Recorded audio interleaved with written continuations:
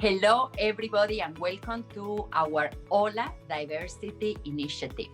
This month, we are Afro-Latinx, and we are honored by the presence of multidisciplinary artist and educator and superwoman, Rachel Kara Perez. Hi, Rachel. How are you? Hi. Hola. It's great to be here. Thank you for having me. Our pleasure, our pleasure. So Rachel has many wonderful talents and accomplishments, and especially she's a very wonderful person and a great artist. So to get our audience to get to know you a little better, I'm gonna read a brief version of your bio. And then we'll go into the spotlight. So, Rachel Kara Perez is an Afro-Latina and African-American multidisciplinary artist and educator who views the arts as an incredible vehicle for healing, building community, and play. As a performer, her work spans multiple genres, from classical to contemporary performance to Afro-Cuban jazz. She has performed off-Broadway, in poetry slams and readings, and in iconic concert halls such as Carnegie Hall, here in the United States and all over the world. As an educator, she has taught New York City students and refugee youth of all ages in both English and Spanish, and deeply believes in the transformative power of the arts in education. Rachel was an innovative cultural advocacy fellow with the Caribbean Cultural Center African Diaspora Institute, known as CADI, and is a founding member of the queer writing collective Streaks of Lavender. She's currently immersed in bilingual early childhood education, is a proud member of the Bronx Music Heritage Center Music Advisory Board, and continues to work, teach, and create at the intersection of the arts, education, and social justice. You can find her on Instagram at Rachel Kara Perez. Hello, Rachel. How are you? Hi, I'm wonderful. Thank you so much. Well, thank you for accepting our invitation. And to start with, let's go right to the point. How and when did you fall in love with the arts? And I'm going to say the arts because you do everything. So Yeah. Take us to that journey. Yeah, I think I fell in love with it probably when I was like 3 years old, because I went to a very progressive, small elementary school, and all of the teachers sang everything to us. So instead of being like, hey, stop playing, like, come here, give me your attention, they would be like, we were all all of the classes were named after animals. So they would be like, I don't know, they would be like, bears, bears, look at me. So song was just infiltrated and weaved and woven into everyday life.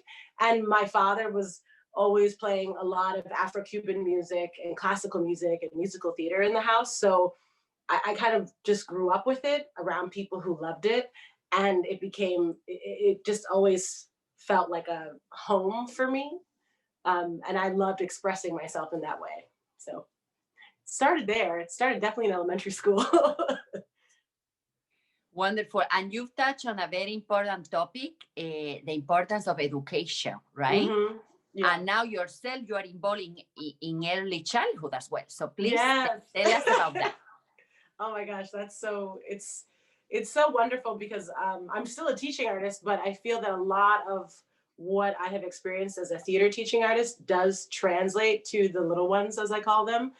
There's really a sense of growing and learning, and even embracing conflict through play, through games. And I think that theater and the process of theater that I've experienced throughout my life, all of those skill sets are applied. You just have to make it age appropriate. And it's bilingual education, so it's more immersive, and we speak to the children like 90% of the time in Spanish, which is really great because that's when their brains are sponges, and that's really when they can start to absorb it. I love it. I love it so much. And in a way, the arts and my love for the, actually not in a way, definitely my love for the arts and what's it's given to me personally throughout my life directly translated and led me to falling in love with education as well. Well, and we as a planet are grateful for that. We have great teachers like you, inspiring the little ones that we love. The little ones. So excellent. So Rachel, I first met you as a singer, right? Yes. At the My Long Opera. Yes. So now let's go into your journey with music, because you've Yes. performed everywhere, from the My Long Opera to the Carnegie Hall to abroad, right? So take us to your journey and your love for music. Yeah, with music, similarly with elementary school, I went to this little school in the Hudson Valley called the Children's Place. I think it was before the store came about, so no connection there. But we always had musicals every year, and we would take, we were basically ahead of Broadway. We would take like Disney movies and adapt them to the stage for little kids. And this was like in the 90s before that all started actually on Broadway. So it's kind of funny. I kind of fell in love with the piano because they hired a pianist to come and accompany us. And then everybody wanted to take lessons with him. Martin Smith, shout out to Martin Smith in Cornwall, New York. And that kind of led to supporting my singing. I always made up songs as a little kid, and I would just sing to myself or sing forever, and you'd have to like kind of like, okay, we're done now, because I wouldn't stop. And thankfully my parents were really attentive to that, and I've always been like a very high energy and can't sit still child. And so instead of trying to contain that, they looked for places where I could channel it. So I was put in dance at a very young age. I was given piano lessons. I took conga lessons, took acting, and I took music and singing and private voice lessons. I started more formally at the age of 11, and I really fell in love with the American songbook and jazz standards. And eventually, as I switched teachers, I started exploring more classical repertoire, and that's really what brought me to training classically. And I ended up getting my master's. I mean, fast forward many years, and I ended up getting my master's in classical voice and studying opera and things along those lines at Manhattan School of Music. But funny enough, the entire time that I was studying classically, I was also the main singer for the Afro-Cuban Jazz Orchestra. So it was a nice balance, because that's also the music that I was raised with. I've also done a lot of musical theater. One kind of led to the other, and there were a lot of overlaps, and I got a lot of joy from performing and singing and exploring my voice in these different genres. Wonderful. And this is a point that a lot of the wonderful guests I have the honor to interview for the HOLA Diversity bring up, which is, explore as much as possible, right? Mm-hmm. Like in music, you don't only have to do one thing. You can explore, right, and it fits from each other, right? Each genre supports the other. What are your views on that? Yeah, it took me a long time to realize that, because I think, especially studying classically, you're not really encouraged to explore other genres. And you're very often, at least the message I received, and many people that I know feel the same way, that you have to do one thing and do it really well. And if you explore too much, you're distracted, or you don't really know what you're doing, or you're not taking it seriously enough. So in that way, I felt that studying formally in some ways took the joy out of singing for me, because it was so rigid. And so, but I always pushed against that, because I'm really not a person that fits in one category or box, though for many years, I tried to do the very traditional like actor-singer circuit, more mainstream type of like auditioning and theater. I tried to do the very traditional classical music, studying opera. Like I moved to Europe for a short term and was pursuing that primarily, but I was never happy doing solely one thing. And there are a number of things that bring me joy. So all of that is to say, absolutely explore. And I think that all of those things feed into your art, whatever it is. Like I minored in sociology, right? And that also absolutely fed into my artistic practice as a theater artist and as an actor, training in that way. Because sociology, what is it really? If you think about it, it's exploring and observing patterns and the way society and people come to be who or what they are. That's character development. You know what I mean? Like that's dramaturgy, you know, that it's all connected. And when I was a student at Manhattan School of Music, I had a wonderful teacher who was actually a humanities professor, Dr. Pagano, and everyone loved him and still does. And he said, if he warned us in this wonderful way, he may have been quoting someone else, but I credit Pagano, that if you stay and practice, if all you do is practice, and if you're only ever in that practice room, your music will start to sound like the four walls that surround you. And I think that applies to other genres and whatever your artistic discipline is. You can't only eat, drink, and sleep your instrument or your focus area. You need to go to the museum. You need to also feed your other interests, whether it's food, travel. I love museums. That's why I said that.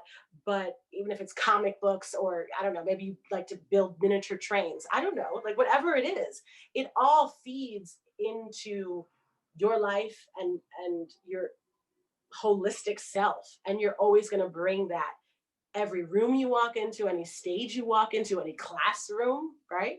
It's only going to feed your spirit. And I don't know, I think it's going to just enhance you and just bring more colors to whatever it is you're doing. Absolutely. And you touch on a very important topic, which is the feeding our soul, our spirit, which make us at the end better artists. We have to stay away from the obsession and go into the joy, right? That yes. Which is... Oh. Oh, I feel that so deeply. Because you know, I understand as artists, oh my God, I have to get this part, I have to go, and that's beautiful too, but the joy, right? That's what we need to always remind ourselves, the joy that brought us into the arts, into the first place, right? So you poetically explain the journey beautifully, and that takes us to your love for poetry, because you are an amazing poet as well. So tell us about, how did you start with poetry, or it was always part of your artistic journey? It was for a very long time. It was something I kept for myself. We did poetry readings. Once again, my elementary school, so it's like early childhood education really formed a really amazing foundation for me and my love of the arts. We would do these things called author's teas, where we would write our own poetry, we would create our own books and like sew it ourselves and draw pictures for every page. And it was only like, 5 to 10 pages. And then we would have an evening where our parents would come, our families, our caretakers, and they would each one of us would get to read our original creation, our original book, show the pictures and read every page, every poem. And I think that's where it began for me. And then when I was 10 years old, I started writing poetry just for myself, like in my diary. And it really became a form of like therapy. So whatever the emotion was, whether I was frustrated, whether I was sad, whether I was excited about something, very often my diaries and my journals would have a good amount of poems in it. But for a while, for many years, I didn't really share that publicly so much, maybe with like very close friends. Every once in a while with like a family member, if I gave them a poem as a gift.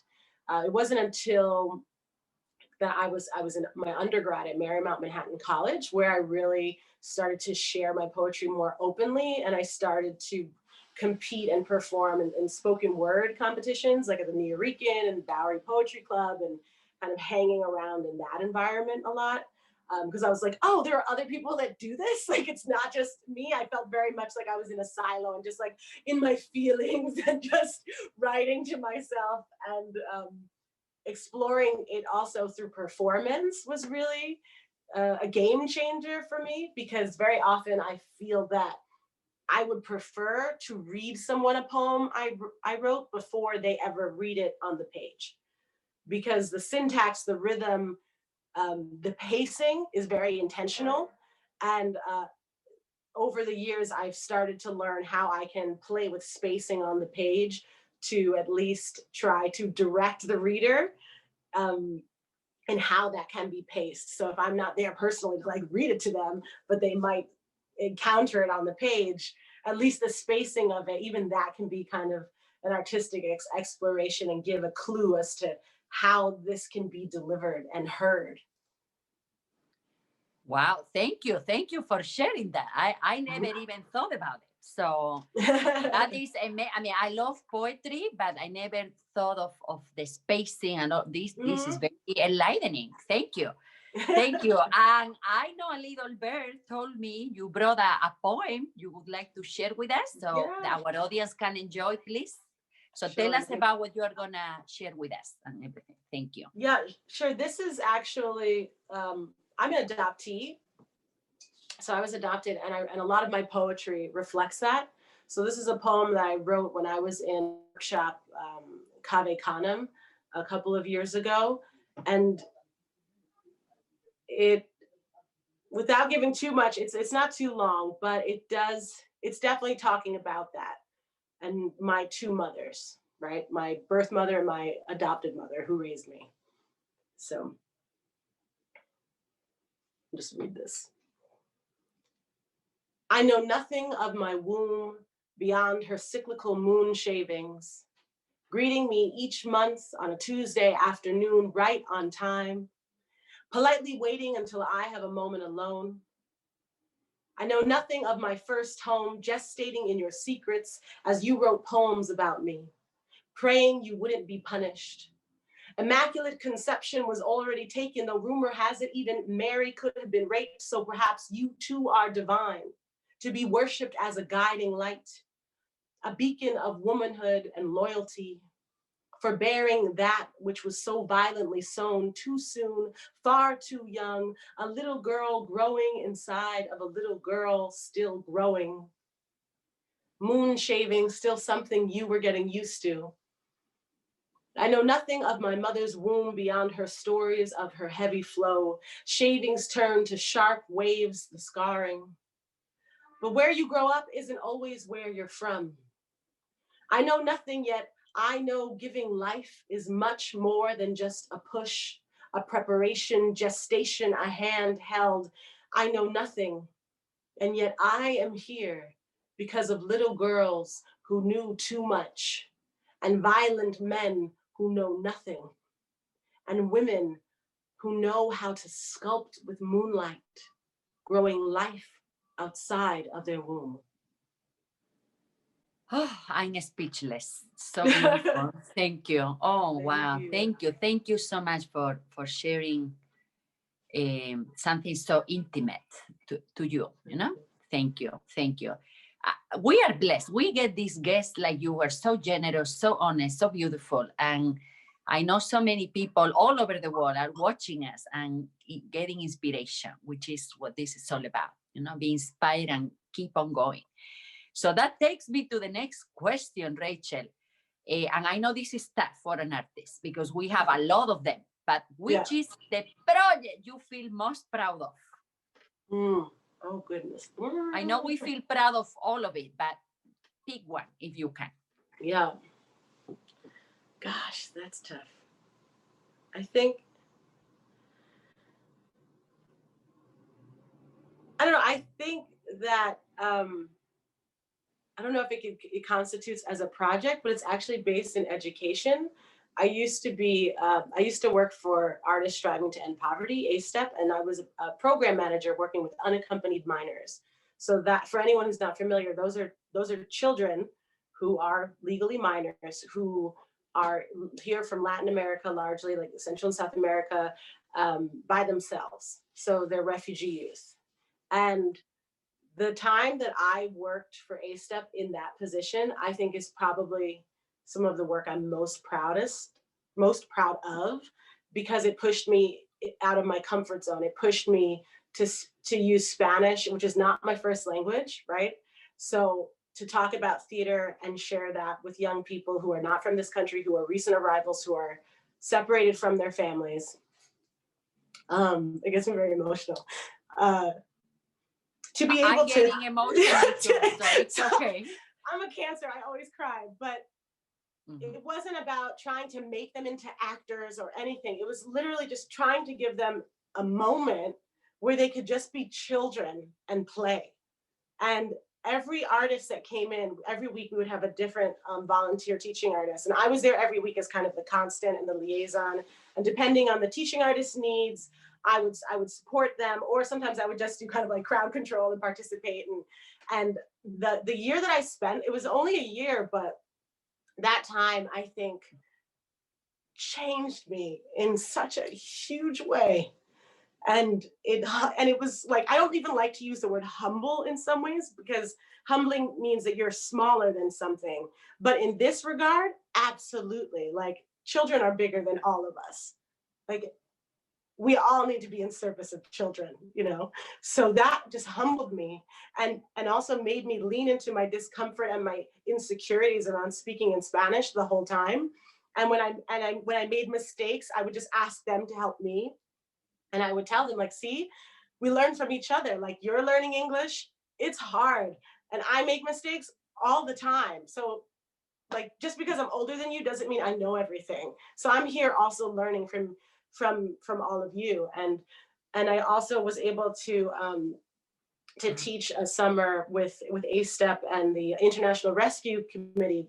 They have this Refugee Youth Summer Academy every year that prepares young immigrant youth and recent arrivals to kind of adapt to public school in New York City. And that was also a really incredible experience, just bringing storytelling and theater to these young people. I think that is really the thing I'm most proud of. And that really taught me a lot. Thank you. Amazing.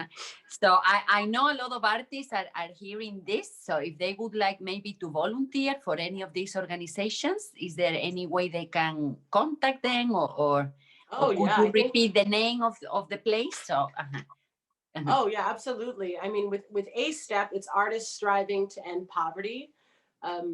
You can just Google that, and they're always looking for volunteers. And I actually was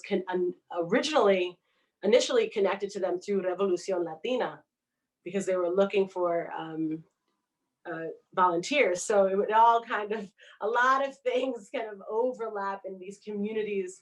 Everybody knows everyone else. So yeah, it's a very special experience. Well, thank you. And we also send a big shout to Revolución Latina. That's where I met you. Do wonderful things for the arts, for the community, for everybody. So great. So I'm so glad you mentioned that, because you see, you've performed at the Carnegie Hall. And yes, I say that because that's a big accomplishment for any singer. Excuse me. And even with that huge accomplishment, the accomplishment you feel most proud of is what you've done for others, right? As an artist, and that brings us to how important it is to give back, right? Not only to accomplish for ourselves, but to give back to others. So we both got a little emotional with all of this. So now let's talk about something more fun. Which is, what's your dream project or something you are working on right now that you would like to share with us? Yeah, I think an ongoing project for myself is finally finishing my one-person show. So I've been working on it kind of on and off for about a year now. I'm creating an interdisciplinary one-person show called Echoes, and it is largely about exploring like Black and queer and Latinx identity through an adoptee lens, a transracial adoptee lens. And that's, for anyone who's not familiar with that term, before Rachel Dolezal co-opted it, transracial adoption, the word transracial means like people who are adopted by people outside of their racial background. And in a way, I'm kind of like a half transracial adoptee, because my parents actually are Puerto Rican and I'm part Puerto Rican, but neither of them are Black. So it's an interesting thing. So in one way, I get a lot of overlap with my own personal ethnic background. And I was raised very much in a Puerto Rican culture. But then when it comes to like African American or even just like Black identity or being like Afro-Latina, that is something I more so found kind of on my own. And so this piece is kind of, it's still in development, and I take breaks from it and then I revisit it. I think for me, that would be a great personal accomplishment to complete that, because it would also challenge me, because it is very intimate and it is very personal, but I want to be able to incorporate my various disciplines. Right now, I've been focusing primarily on poetry and song and original songs that I've written, and I interweave them with poetry. But eventually I also want there to be movement, and I want even some visual art that I make that I also don't share pretty much at all. So it's really a challenge to me to like put it out there and do it your way, and don't worry about the rest. So that's ongoing. That's something that's just like, I promised myself I would do it. I don't have a specific timeline, but it is ongoing. Well, we look forward to it, and we encourage you to do, which we are sure it will be amazing. And one person shows are very special because they're created with a lot of heart and soul. So we send you all the best energy for this, and we look forward. And I'm gonna be checking in, like, Rachel, how is that going? Okay. I'll be like, oh my God, don't ask me. I'm gonna be checking in. Yeah, even if it's a page a week. That's the way that's true. We make progress. But amazing. So Rachel, this month we're celebrating Afro-Latinx Month in HOLA, in our wonderful diversity initiative. So is there a specific message you would have for that wonderful community, especially in the arts? Yeah, I would say, well, what I say to my fellow Afro-Latinos, my fellow Black folks, like, center your Blackness, like celebrate your Blackness, uplift your Blackness and that of other people, even if you don't have the same cultural or ethnic background. That is really important. Unfortunately, there's a lot of anti-Blackness within the Latino community, and I've experienced it firsthand, but I know there's also a lot of love for Black folks. And I say amplify that and be louder and be unapologetic about it. And don't limit that to just other Latinos. Like, celebrate Blackness across the board with all people. That's what I would say. That is what I say. I think that explains it all. So Rachel, we talk about your journey in music, in the theater, in poetry, as an educator, which is amazing, because the importance of education, how you are helping others the way you were put in the journey of the arts, right? So is there anything else that you would like to share with our audience that I haven't asked you about or thought about? So please take the mic. I think to any educator, to any artist, and really even to any young person or child, I think it's so simple, but I think really learning and nurturing who you are, and really learning and kind of enhancing your self-care is of the utmost. Like, I was always very insecure as a child, and I don't think I always loved myself. And teaching helped me learn to love myself. Because the first time I walked into a classroom, I promised myself I would not pretend to be something I wasn't. And I think very often it's very easy to kind of be what you think other people want you to be. And then they're like, oh, but you weren't authentic. And you're like, oh my God, I'm trying to be all the things. Like, where do I find authenticity when I'm also trying to get this job, when I'm also trying to gain your trust, when I'm also trying to, like, reach these people? But I found, like, the simple rule that I made for myself when I became a teacher, which is now spread to the rest of my life and everything I do, was, okay, even if it's only for this 45-minute period, and this is all I can manage today, I'm going to be who I am unapologetically. Because if there's one person in this room that was insecure like I was, like I want them to have a moment like, okay, she's a little weird and like super excited about theater, but you know, she's keeping it real. Like she's being who she is. Like there's something that I found that young people can really see through that when you're not being authentic. And for me, it was just easier to prioritize the young people over myself. And then I eventually realized, oh, I have to turn that inward. I can't only lead by example if I'm not really believing it and living it for myself. And I think even the discomfort that maybe comes from clashing with others who maybe you don't see eye to eye with is far easier to navigate than when you're pretending to be something that you aren't. So I would always say just keep challenging yourself to keep turning that like care and that authenticity inward. So that way you can share that with others and then they can know that it's okay too.